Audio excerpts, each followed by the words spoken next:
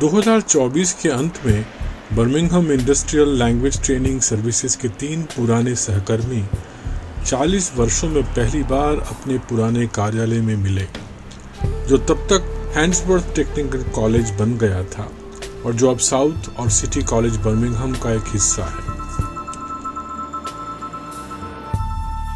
1980 के दशक में इन तीनों ने अपनी नौकरी जीवन की शुरुआत की ही थी। मेरा नाम सरदूल ढेसी है। मेरी माँ बोली पंजाबी हैगी आ। मैं Birmingham industrial language training services वास्ते 1979 तो लग के 1986 तक काम किया सीगा। मैं दसंबर 1984 ਵਿੱਚ ਇੱਥੋਂ जॉब मूव कर ਲਈ। उस तो बाद मैं 2-3 कॉलेज काम किया।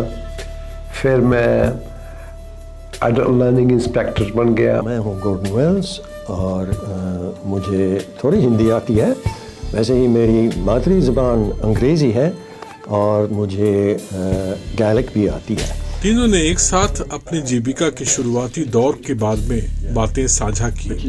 You guys were like the first tranche Yes. of folk getting involved in English for speakers of other languages, Yes.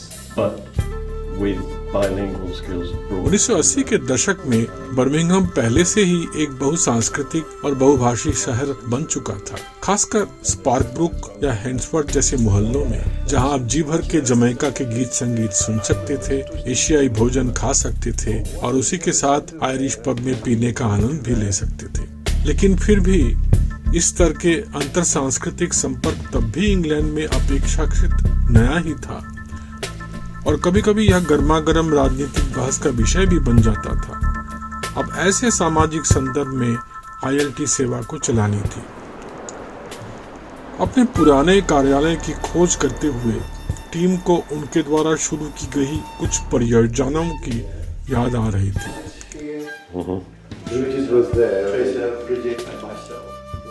Birmingham ILT England भर के शहरों में ऐसी अनेक टीमों के नेटवर्क का एक हिस्सा था। इन्हें सबसे पहले तो इसलिए स्थापित किया गया था ताकि वे उस विशेष स्थान के लिए प्रासंगिक शिक्षण, मीडिया और सामग्रियों का निर्माण कर सके और फिर अन्य भाषा भाषियों के लिए उनके कार्यस्थल में अंग्रेजी भाषा का प्रशिक्षण दे सके। उदाहरण के तौर पर स्थानीय कारखानों में ऐसा कर सके। नेटवर्क को केंद्र सरकार द्वारा वित्तीय पोषण मिलता था और 1980 के दशक की शुरुआत में ही बर्मिंघम ILT के पास लगभग 6 से 8 पूर्णकालिक कर्मचारियों की एक टीम भी थी, जिन्हें इस तरह की एक जरूरी सेवा देने के लिए नियुक्त किया गया था, या जिससे कि शहर के विभिन्न समुदायों के बीच जीवन में बदलाव लाया जा सके। नियोक्ताओं ने महसूस किया कि किसी भी धंधे के लिए दुकान या ऑफिस में अच्छी बातचीत हो पानी बहुत जरूरी है, लेकिन वास्तविक जीवन में भाषा के मुद्दों से निपटने का मतलब यह भी था कि ऐसी सेवा बहुत जल्द मात्र अंग्रेजी भाषा निर्देश से आगे बढ़कर निजी और सार्वजनिक दोनों क्षेत्रों के नियोक्ताओं के साथ साथ NHS जैसे सेवा प्रदाताओं की प्रशिक्षण और सलाह देना शुरू हो। यह कभी कभी कठिन काम हो सकता है। कामकाजी क्षेत्र के नस्लवाद जैसे विचारों को ऐसे लोगों के सामने पेश करना जो अक्सर इस बारे में संदिग्ध या शत्रुतापूर्ण हो।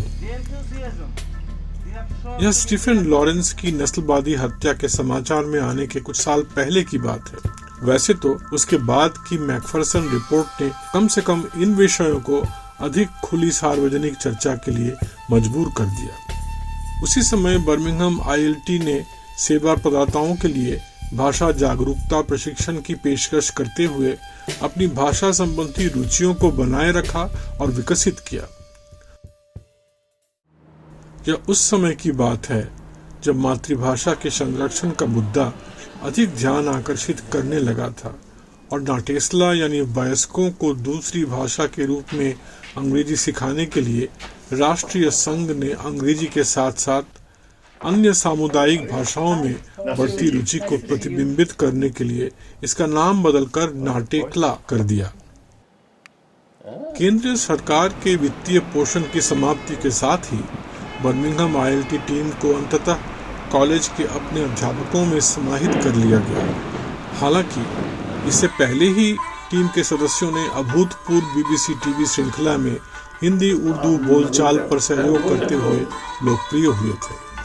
यह पहली बार था जब बीबीसी ने किसी दक्षिण एशियाई भाषा को सीखने सिखाने का प्रयास किया था और इसे पूरी तरह से यूके में स्थानीय प्रवासी समुदायों के बीच फिल्माया गया था। The reason is I want to learn Urdu because I have a lot of Asian friends who can speak the language and it'd be nice to communicate with them.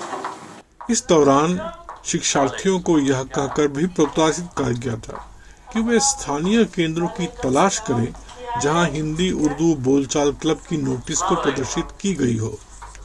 यहाँ वे टीवी से जो कुछ सीख रहे हैं उसे प्रात्यहिक जीवन में आजमा सकेंगे। ठीक है, क्या हाल है? मैं भी ठीक हूँ। और आप कैसी हैं? ठीक हो। इस परिचयात्मक फिल्म के साथ विभिन्न भाषाओं में रिकॉर्ड किए गए साक्षात्कारों और वार्तालापों की एक श्रृंखला शामिल है, जिसमें सभी सहकर्मी आईएलटी के बाद के जीवन पर अपना विचार बताते हैं और यह भी कि उस अनुभव ने उन्हें क्या सिखाया है। आधुनिक अनुवाद उपकरण इन रिकॉर्डिंग्स को कई अन्य भाषाओं में भी सुलभ बनाता है। साथ ही यह भी कहा जाता है कि आज का आइलैंड वॉइसेस प्रोजेक्ट उदाहरण के लिए, जो कि इस समय हेब्रिड्स में है, इसकी जड़ें एक बहुत ही उपजाऊ भूमि में पाई जाती हैं। इसे पहली बार 40 साल पहले यहाँ बर्मिंघम में रोपी गई थी। जैसे जैसे समय बीतता है, परिवर्तन होते हैं और नई पीढ़ियाँ कालातीत प्रश्नों के उत्तर स्वयं ढूंढ निकालती हैं। आगे की ओर हम देखें तो हम अभी भी पूछ सकते हैं कि हमारी समृद्ध बहुभाषी विरासत को सर्वोत्तम तरीके से कैसे बनाए रखा जाए और साझा किया जाए और कैसे उसे निरंतर सदुपयोग में लाया जा सके। The most of my staff are Asian. Hard for me to communicate with them. So whenever time I go to the class and can learn something, then it's more easier to communicate with them and we can understand each other more. Well, none of them know yet. So I think it's going to be a big shock to them when they see, I can speak Urdu. Yeah, but it's nice. Yeah. So I'm enjoying it, man. Smurgy.